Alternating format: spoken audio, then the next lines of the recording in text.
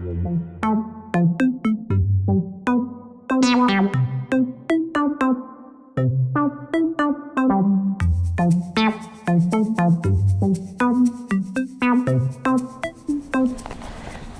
again, I'm Nalani Brown, the Philanthropy Coordinator at Frank Toby Jones, coming back at you with more of Agatha Christie's The Adventure of the Christmas Pudding, and we are on a short story called The Underdog. And we last left off with Mr. M. Poirot coming up on the scene of the crime. They passed through this door and found themselves on the scene of the crime.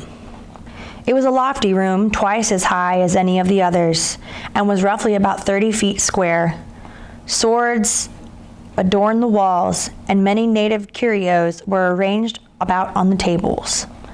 At the far end, in the embrasure of the window, was a large writing table. Poirot crossed straight to it. It was here Sir Reuben was found. Trefusis nodded. He was struck from behind, I understand. Again, the secretary nodded. And the crime was committed with one of these native clubs? He explained. A tremendously heavy thing.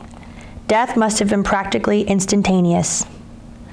That strengthens the conviction that the crime was not premeditated. A sharp quarrel and a weapon snatched up almost unconsciously. Yes, it does not look well for poor Leverson. And the body was found fallen on the desk? No, it had slipped sideways to the ground. Ah, said Poirot. That is quite curious. Why curious? Asked the secretary. Well, because of this.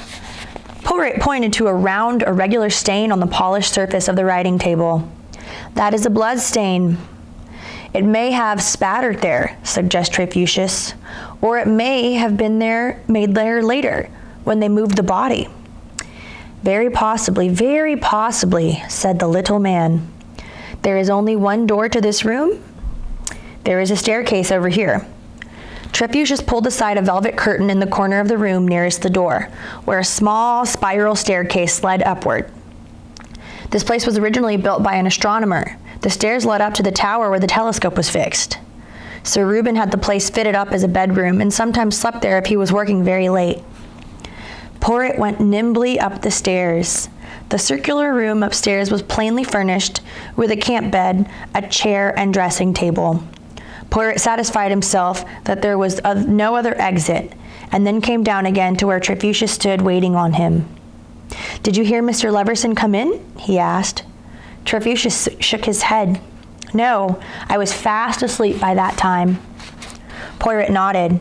He looked slowly around the room. Ah, bien, he said at last.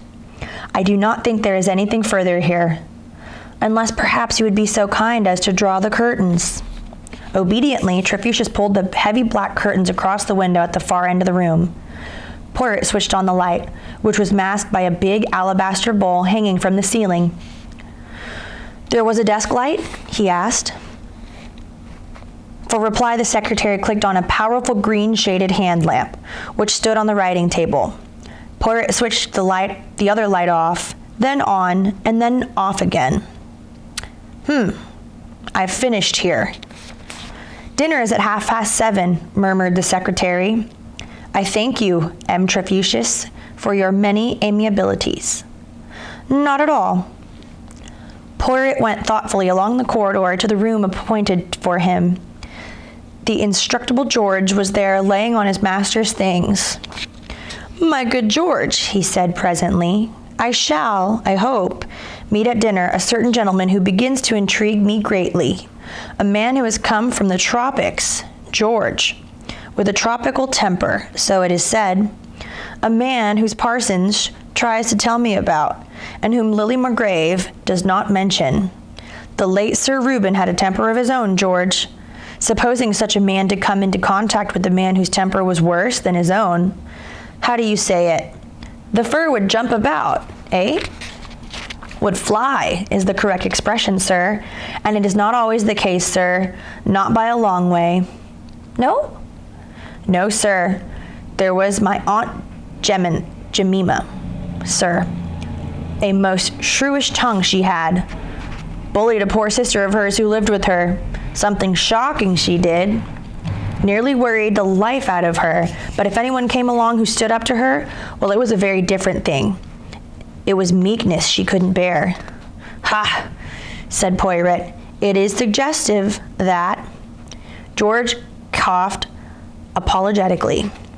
Is there anything I can do in any way? He inquired delicately. To assist you, sir? Certainly, said Poirot promptly. You can find out for me what color evening dress Miss Millie McGrave wore that night, and which housemaid attends her. George received these commands with his usual stolidity. Very good, sir. I will have the informant for you in the morning. Poirot arose from his seat and stood gazing into the fire. You are very useful to me, George, he murmured. Do you know I shall not forget you and your Aunt Jemima? Poirot did not, after all, see Victor Astwell that night. A telephone message came from him that he was detained in London.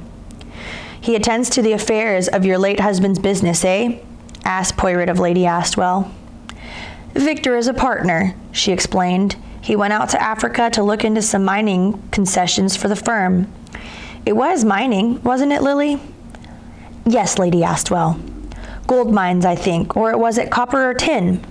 You ought to know, Lily. You were always asking Reuben questions about it all. Oh, do be careful, dear. You will have that vase over. It is dreadfully hot in here with the fire, said the girl. Shall I open a window a little? If you like, dear, said Lady Astwell placidly. Poirot watched while the girl went across to the window and opened it. She stood there a minute or two, breathing in the cool night air. When she returned and sat down in her seat, Poirot said to her politely, So, mademoiselle is interested in mines. Oh, not really, said the girl indifferently.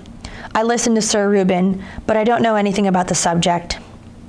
You pretend very well, then, said Lady Astwell. Poor Reuben actually thought you had some ulterior motive in asking all those questions.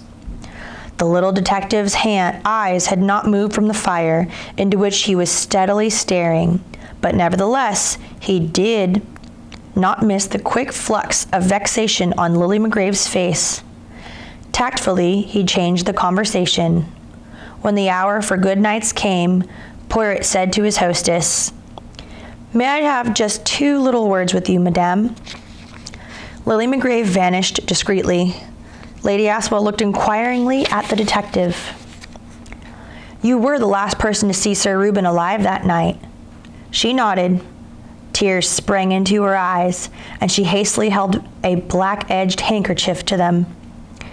Oh, do not distress yourself. I beg of you, do not distress. It's all very well, M. Poirot, but I can't help it. I am a triple imbecile, thus to vex you. No, go on. What were you going to say?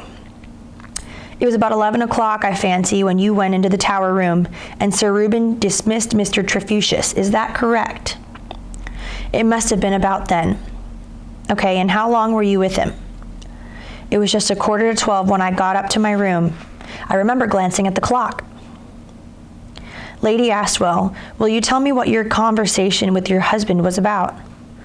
Lady Astwell sank down on the sofa and broke down completely. Her sobs were vigorous. We quarreled, she moaned. And what about? Poirot's voice was coaxing, almost tender. Lots of things.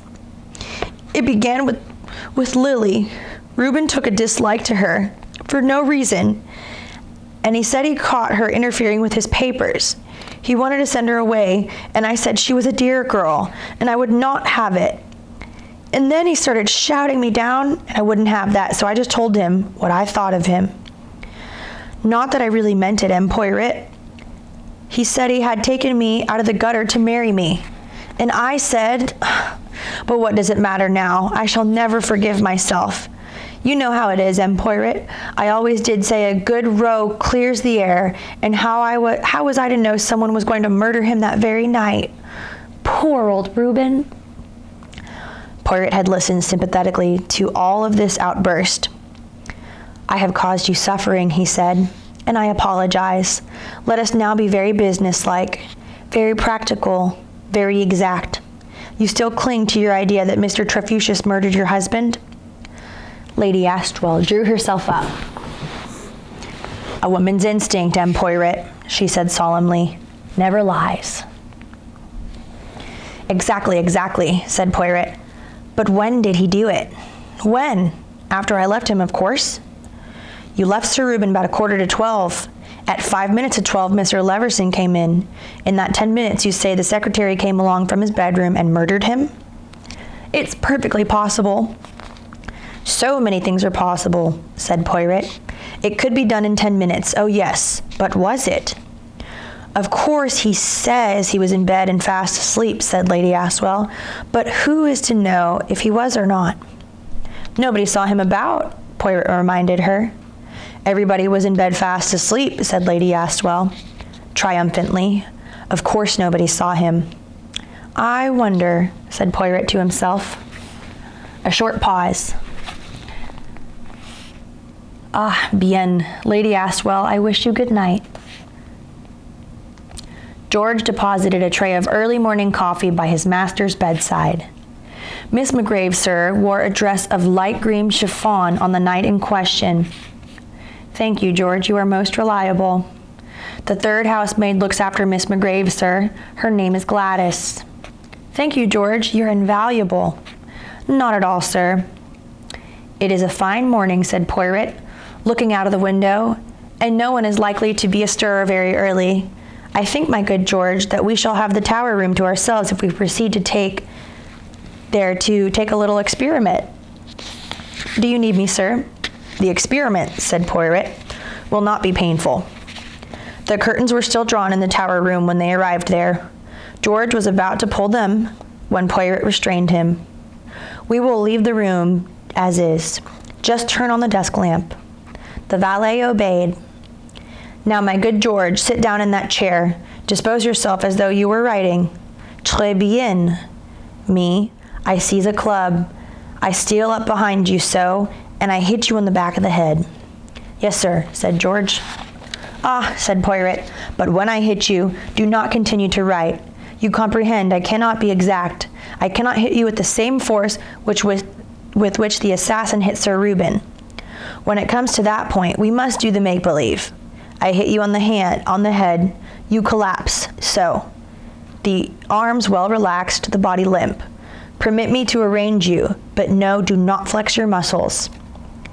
He heaved a sigh of exasperation. "You press admirably the trousers, George," he said, "but the imagination you possess is not. Get up and let me make your place." Poirot, in his turn, sat down at the writing table. "I write," he declared. "I write busily. You steal up behind me, you hit me on the head with the club, and crash! The pen slips from my fingers. I drop forward, but not very far forward, for the chair is low and the desk is high, and, moreover, my arms support me. Have the goodness, George, to go back to the door, stand there, and tell me what you see." "Ahem. Yes, George," encouragingly. "I see you, sir, sitting at the desk." "Sitting at the desk?" "It is a little difficult to see plainly, sir," explained George, "being such a long way away, and the lamp being so heavily shaded. If I might turn on the light, sir?" His hand reached out to the switch. "Not at all," said Poirot sharply. "We shall do very well as we are. Here I am bending over the desk. There you are standing by the door. Advance now, George. Advance and put your hand on my shoulder." George obeyed. "Leaning on me a little, George, to steady yourself, on your feet as it were. Ah, voila!"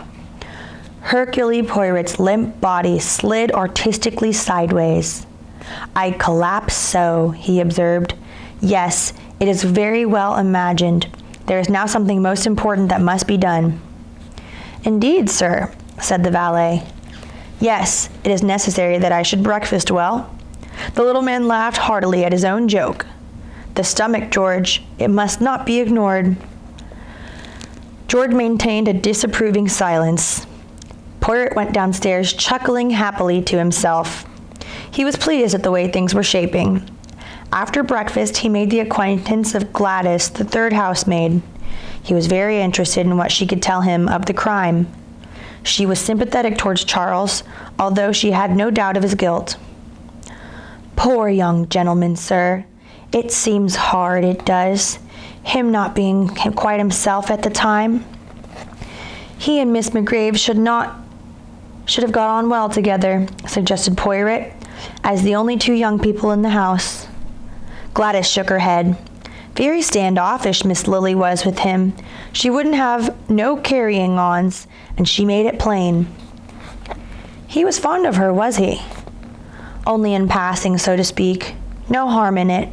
Mr. Victor Astwell, now he is properly gone on Miss Lily. She giggled. Gladys giggled again. Sweet on her straight away he was. Miss Lily is just like a lily, isn't she, sir? So tall and such a lovely shade of gold hair. She should wear a green evening frock, mused Poirot. There is a certain shade of green. She has one, sir, said Gladys. Of course, she can't wear it now, being in mourning, but she did on the very night Sir Reuben died. It should be a light green, not a dark green, said Poirot. It is a light green, sir. If you just wait a minute, I'll show it to you. Miss Lily has just gone out with the dogs. Poirot nodded. He knew as well as Gladys did. In fact, it was only after seeing Lily safely off the premises that he had gone in search of the housemaid. Gladys hurried away and returned a few minutes later with a green evening dress on a hanger. "A kiss," murmured Poirot, holding up hands of admiration. "Permit me to take it to the light a minute." He took the dress from Gladys, turned his back on her, and hurried to the window. He bent over it, then held it out at arm's length. "It's perfect," he declared. "Perfectly ravishing. 1,000 thanks for showing it to me." "Not at all, sir," said Gladys. "We all know that Frenchmen are interested in ladies' dresses." "You are too kind," murmured Poirot. He watched her hurry away again with the dress. Then he looked down at his two hands and smiled. In the right hand was a tiny pair of nail scissors, and in the left was a neatly clipped fragment of green chiffon. "And now," he murmured, "to be heroic." He returned to his own apartment and summoned George. "On the dressing table, my good George, you will perceive a gold scarf pin." "Yes, sir." "On the washstand is a solution of carbolic. Immerse, I pray you, the point of the pin in the carbolic." George did as he was bid. He had long ago ceased to wonder at the vagaries of his master. "I have done that, sir." "Très bien. Now approach. I tender you to my first finger. Insert the point of the pin in it." "Excuse me, sir, you want me to prick you?" "But yes, you have guessed correctly. You must draw blood, you understand, but not too much." George took hold of his master's finger. Poirot shut his eyes and leaned back. His valet stabbed the finger with the scarf pin, and Poirot uttered a shrill yell. "Ah!" he said. "What have you done? What you have done is ample." Taking a small piece of green chiffon from his pocket, he dabbed his finger with it gingerly. "The operation has succeeded to a miracle," he remarked, gazing at the result. "You have no curiosity, George? Now that is admirable." The valet had just taken a discreet look out of the window. "Excuse me, sir," he murmured. "A gentleman has driven up in a large car." "Aha!" said Poirot. He rose briskly to his feet. "The elusive Mr. Victor Astwell. I go down to make his acquaintance." Poirot was destined to hear Mr. Victor Astwell some time before he saw him. A loud voice rang from the hall. "Mind what you are doing, you damned idiot! That case has got glass in it! Curse you! Parsons, get out of the way! Put it down, you fool!" Poirot skipped nimbly down the stairs. Victor Astwell was a big man. Poirot bowed to him politely. "And who the devil are you?" roared the big man. Poirot bowed again. "My name is Hercule Poirot." "Lord," said Victor Astwell. "So Nancy sent for you, after all, did she?" He put a hand on Poirot's shoulder and steered him into the library. "So you are the fellow they make such a fuss about," he remarked, looking him up and down. Sorry for my language just now. That chauffeur of mine is a damned ass, and Parsons always does get on my nerves. Blithering old idiot. I don't suffer fools gladly, you know, he said, half apologetically. But by all accounts, you are not a fool, are you, Mr. M. Poirot? He laughed breezily. Those who have thought so have sadly been mistaken, said Poirot placidly. Is that so? Well, so Nancy has carted you down here. Got a bee in her bonnet about the secretary. There's nothing in that. Trefusis is as mild as milk. Drinks milk, too, I believe. The fellow is a teetotaler. Rather a waste of your time, now isn't it? If one has an opportunity to observe human nature, time is never wasted, said Poirot quietly. Human nature, eh? Victor Aswell stared at him.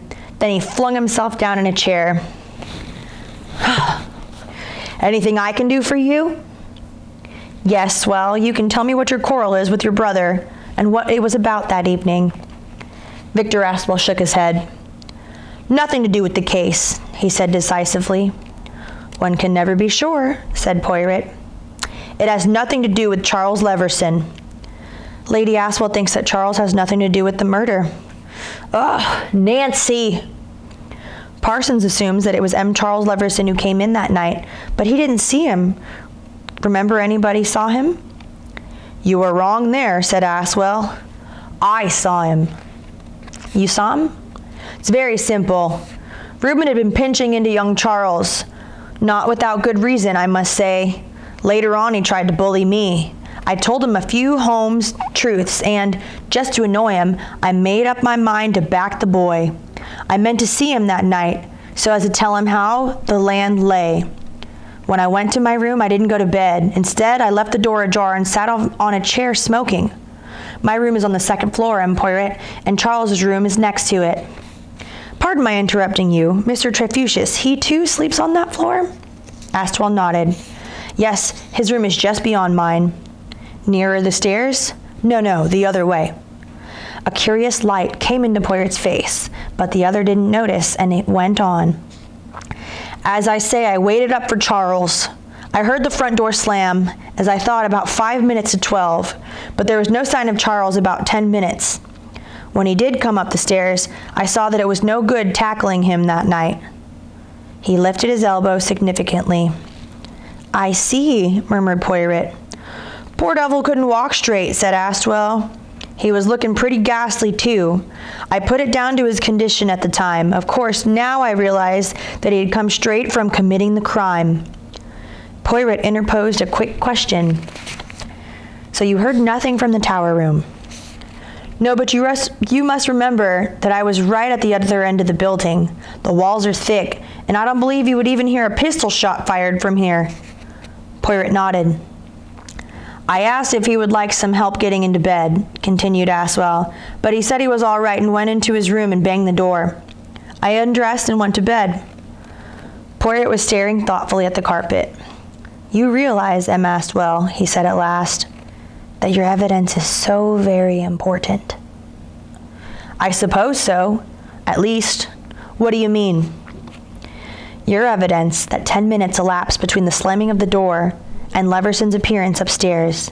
He himself says, so I understand, that he came into the house and went straight to bed. But there is more to that. Lady Aswell's accusation of the secretary is fantastic, I admit, yet up to now it has not been proved impossible. But your evidence creates an alibi. And how is that? Lady Aswell says that she left her husband at 11:45, while the secretary had gone to bed at 11 o'clock. The only time he could have committed the crime was between 11:45 and Charles Leverson's return. Now, if, as you say, you sat with your door open, he could not have come out of his room without you seeing him. That's so, agreed the other. And there's no staircase? No. To get down to the tower room, he would have had to pass my door, and he didn't. I'm quite sure of that. And anyway, M. Poirot, as I said just now, the man is as meek as a parson, I assure you. But yes, said Poirot soothingly. I understand all that. He paused, And you will not tell me the subject of your quarrel with Sir Reuben? The other's face turned a dark red. You'll get nothing out of me. Poirot looked at the ceiling. I can always be discreet, he murmured, where a lady is concerned. Victor Aswell sprang to his feet. Damn you, how did you... What do you mean? I was thinking, said Poirot, of Miss Lily McGrave. Victor Aswell stood undecided for a minute or two. Then his color subsided, and he sat down again. You're too clever for me, Poirot. Yes, it was Lily we quarreled about. Reuben had his knife into her. He had ferreted out something or other about the girl. False references, something of that kind. I don't believe a word of it myself. And then he went further than he had any right to go. He talked about her stealing down at night and getting out of the house to meet some fellow or other. My God, I gave it to him. I told him that better men had been killed for saying less, and that shut him up. Reuben was inclined to be a bit afraid of me when I got going. I hardly wonder at it, murmured Poirot politely. I think a lot of Lily McGrave, said Victor in another tone. A nice girl, through and through. Poirot did not answer. He was staring in front of him. Seemingly lost in abstraction, he came out of his brown study with a jerk. I must, I think, promenade myself a little. There is a hotel here, yes? 2, said Victor Aswell. The Golf Hotel up by the links and the meter down by the station. I thank you, said Poirot. Yes, certainly. I must promenade myself a little. The Golf Hotel, as befits its name, stands on the golf links almost adjoining the clubhouse. It was to this hostelry that Poirot repaired first in the course of that promenade which he had advertised himself as being about to take. The little man had his own way of doing things. 3 minutes after he had entered the Golf Hotel, he was in a private consultation with Miss Langdon, the manageress. I regret to incommode you in any way, mademoiselle, said Poirot, but you see, I am a detective. Simplicity always appealed to him. In this case, the method proved effectuous at once. A detective, explained Miss Langdon, looking at him doubtfully. Not from Scotland Yard, Poirot assured her. In fact, you may have noticed it. I am not an Englishman. No, I make the private inquiries into the death of Sir Reuben Aswell. You don't say now. Miss Langdon goggled at him expectantly.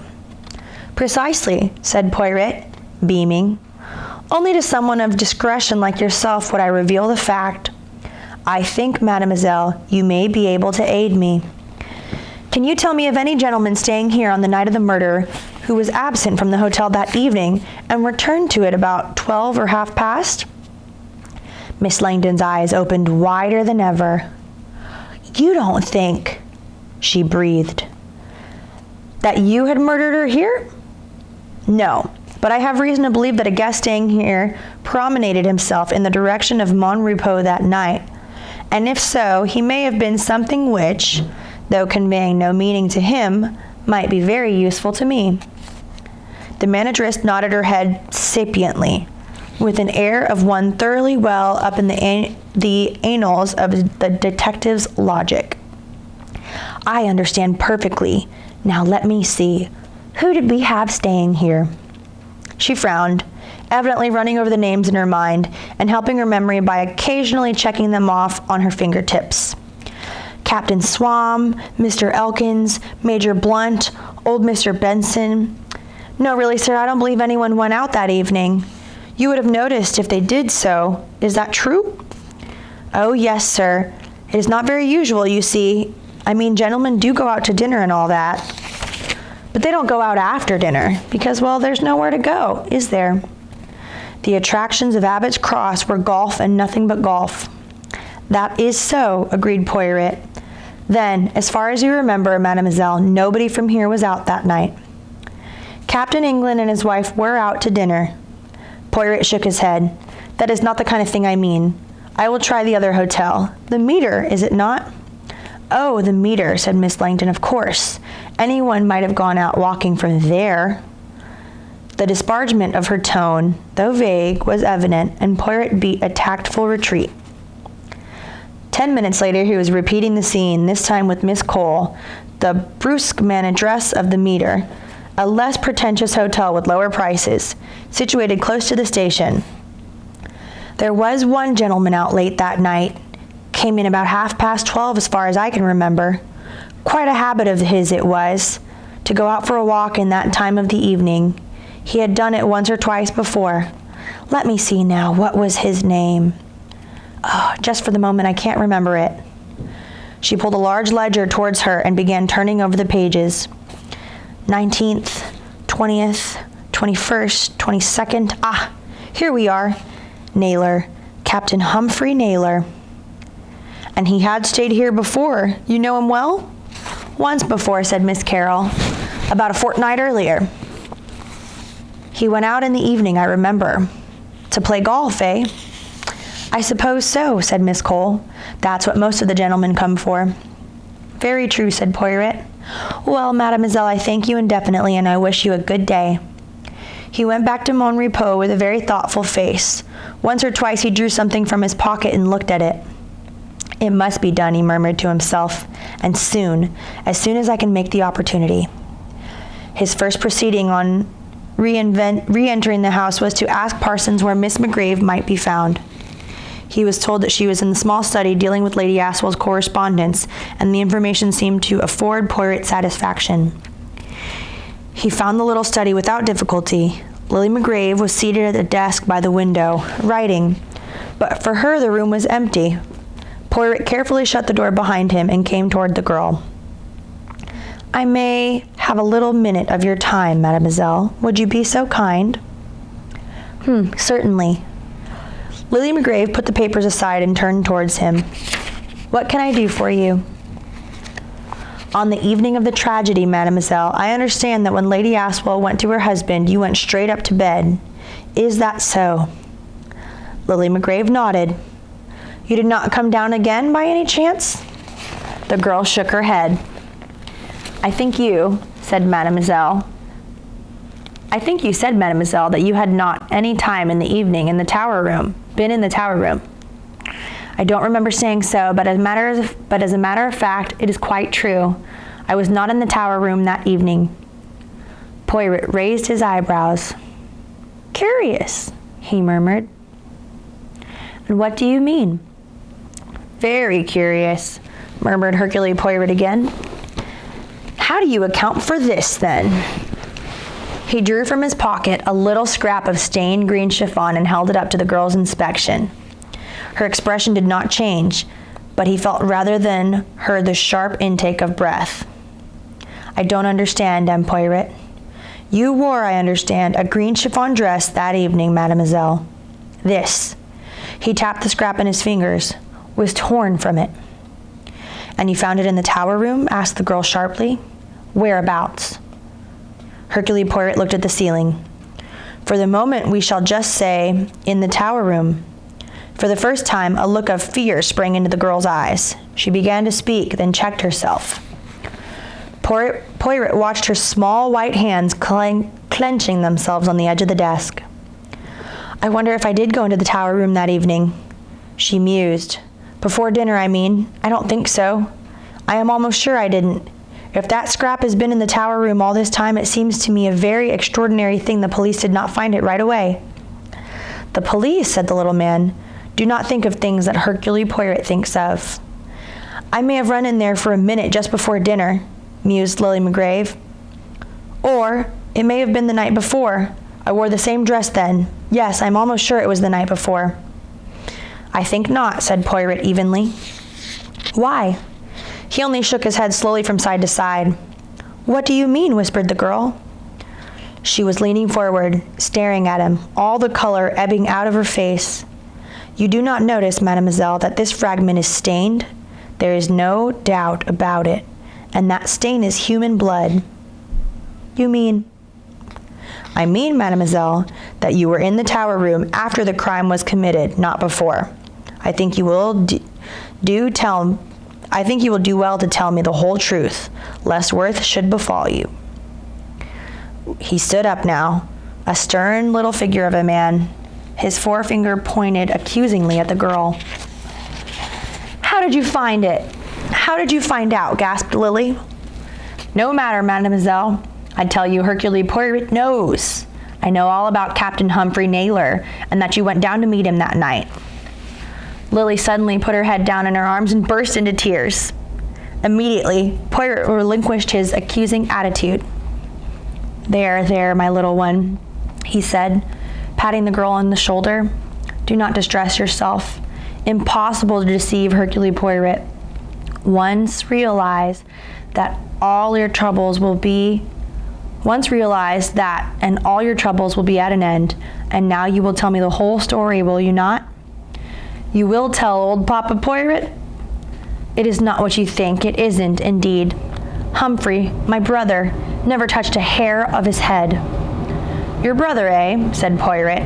"So that is how the land lies. Well, if you wish to save him from suspicion, you must tell me the whole story now, without reservation." Lily sat up again, pushing back the hair from her forehead. After a minute or two, she began to speak in a low and clear voice. "I will tell you the truth, M. Poirot. I can see now that it would be absurd to do anything else. My real name is Lily Naylor, and Humphrey is my only brother. Some years ago, when he was out in Africa, he discovered a gold mine, or rather, I should say, discovered the presence of gold. I can't tell you as part of it properly because I don't understand the technical details, but what it amounted to was this. The thing seemed likely to be a very big undertaking, and Humphrey came home with letters to Sir Reuben Aswell in hopes of getting him interested in the matter.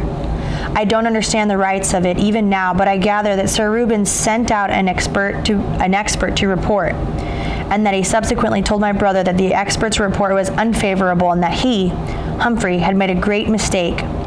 My brother went back to Africa on an expedition into the interior and was lost sight of. It was assumed that he and the expedition had perished. It was soon after that a company was formed to exploit the Mapala goldfields. When my brother got back to England, he at once jumped to the conclusion that these goldfields were identical with those he had discovered. Sir Reuben Aswell had apparently nothing to do with this company, and they had seemingly discovered the place on their own. But my brother was not satisfied. He was convinced that Sir Reuben had deliberately swindled him. He became more and more violent and unhappy about the matter. We two are alone in the world, M. Poirot, and it was necessary then for me to go out and earn my own living. I conceived the idea of taking a post in this household and trying to find out if any connection existed between Sir Reuben and the Mapala goldfields. For obvious reasons, I concealed my real name, and I'll admit frankly that I used a forged reference. There were many applicants for the post. Most of them were with better qualifications than mine. So, M. Poirot, I wrote a beautiful letter from the Duchess of Perthshire, who I knew had gone to America. I thought a duchess would have a great effect upon Lady Aswell, and I was quite right. She engaged me on the spot. Since then, I have been that hateful thing, a spy, and until lately with no success. Sir Reuben is not a man to give away his business secrets, but when Victor Aswell came back from Africa, he was less guarded in his talk, and I began to believe that, after all, Humphrey had not been mistaken. My brother came down here about a fortnight before the murder, and I crept out of the house to meet him secretly at night. I told him the things Victor Aswell had said, and he became very excited and assured me I was definitely on the right track. But after that, things began to go wrong. Someone must have been stealing out of the house and have reported the matter to Sir Reuben. He became suspicious and hunted up my references, and soon discovered the fact that they were forged. The crisis came on the day of the murder. I think he thought I was after his wife's jewels. Whatever his suspicions were, he had no intention of allowing me to remain any longer at Mon Repos, though he agreed not to prosecute me on account of the references. Lady Aswell took my part throughout and stood valiantly to Sir Reuben. She paused. Poirot's face was very grave. "And now, mademoiselle," he said, "we come to the night of the murder." Lily swallowed hard and nodded her head. "To begin, M. Poirot, I must tell you that my brother had come down again, and that I had arranged to creep out and meet him at once. I went up to my room, as I have said, but I did not go to bed. Instead, I waited until I thought everyone was asleep, and then stole downstairs again and out by the door. I met Humphrey and acquainted him in a few hurried words with what occurred. I told him that I believed the papers he wanted were in Sir Reuben's safe in the tower room, and we agreed as a last desperate adventure to try and get a hold of them that night. I was to go in first and see that the way was clear. I heard the crutch clock strike 12 as I went by in the side door. I was halfway up the stairs leading to the tower room when I heard a thud of something falling, and a voice cried out, "My God!" A minute or two afterwards, the door of the tower room opened, and Charles Leverson came out. I could see his face quite clearly in the moonlight, but I was crouching some way below him on the stairs, where it was dark, as he did not see me at all. He stood there a moment, swaying his feet and looking ghastly. He seemed to be listening. Then, with an effort, he seemed to pull himself together, and opening the door into the tower room, called out something about there being no harm done. His voice was quite jaunty and debonair, but his face gave lie to it. He waited a minute more, and then slowly went on upstairs and out of the night. When he had gone, I waited a minute or two, and then crept to the tower room door. I had a feeling that something tragic had happened. The main light was out, but the desk lamp was on, and by its light I saw Sir Reuben lying on the floor by the desk. I didn't know how I managed it, but I nerved myself the last to go over and kneel down by him. I saw at once that he was dead, struck down from behind, and also that he couldn't have been dead long. I touched his hand, and it was still quite warm. It was just horrible, Empoiret. Horrible! She shuddered again at the remembrance. "And then?" said Poiret, looking at her keenly. Lily McGrave nodded. "Yes, Empoiret, I know what you are thinking. Why didn't I give the alarm to raise the house why didn't I give the alarm and raise the house? I should have done so. I know, but it came over me in a flush, and as I knelt there, that my quarrel with Sir Reuben, my stealing out to meet Humphrey, the fact that I was being sent away on the morrow, made a fatal sequence. They would say that I had led Humphrey in, and that Humphrey had killed Sir Reuben out of revenge. If I said that I had seen Charles Leverson leaving the room, no one would believe me. It was terrible, Empoiret. I knelt there, and thought, and the more I thought, the more my nerve failed me. Presently I noticed Sir Reuben's keys, which had dropped from his pocket as he fell. Among them was the key to the safe, the combination word I already knew, since Lady Aswell had mentioned it once in my hearing. I went over to that safe, Empoiret, unlocked it, and rummaged through the papers I found there. In the end, I found what I was looking for. Humphrey had been perfectly right. Sir Reuben was behind the Mapala goldfields, and he had deliberately swindled Humphrey. That made it all the worse. It gave a perfectly definite motive for Humphrey having committed the crime. I put the papers back in the safe, left the key in the door of it, and went straight upstairs to my room. In the morning, I pretended to be surprised and horror-stricken, like everyone else, when the housemaid discovered the body. She stopped and looked piteously across at Poiret. "You don't believe me, Empoiret. Oh, do say you believe me." "I believe you, mademoiselle," said Poiret. "You have explained many things that puzzled me. Your absolute certainty, for one thing, that Charles Leverson had committed the crime, and at the same time your persistent efforts to keep me from coming down here." Lily nodded. "I was afraid of you," she admitted frankly. "Lady Aswell could not know, as I did, that Charles was guilty, and I couldn't say anything. I hoped against hope that you would refuse to take the case. But for that obvious anxiety on your part, I might have done so," said Poiret, dryly. Lily looked up at him swiftly. Her lips trembled a little. "And now, Empoiret, what are you going to do?" "As far as you're concerned, mademoiselle, nothing. I believe your story, and I accept it. The next step is to go to London and see Inspector Miller." "And then?" asked Lily. "And then," said Poiret, "we shall see." Outside the door of the study, he looked once more at the little square of stained green chiffon which he held in his hand. "Amazing," he murmured to himself complacently. "The ingenuity of Hercule Poiret." All right, we're going to stop on page 172, and this is Agatha Christie's short story, The Underdog, coming out of The Adventure of the Christmas Pudding. My name is Nalani Brown, the philanthropy coordinator at Frank Toby Jones. Thanks for listening.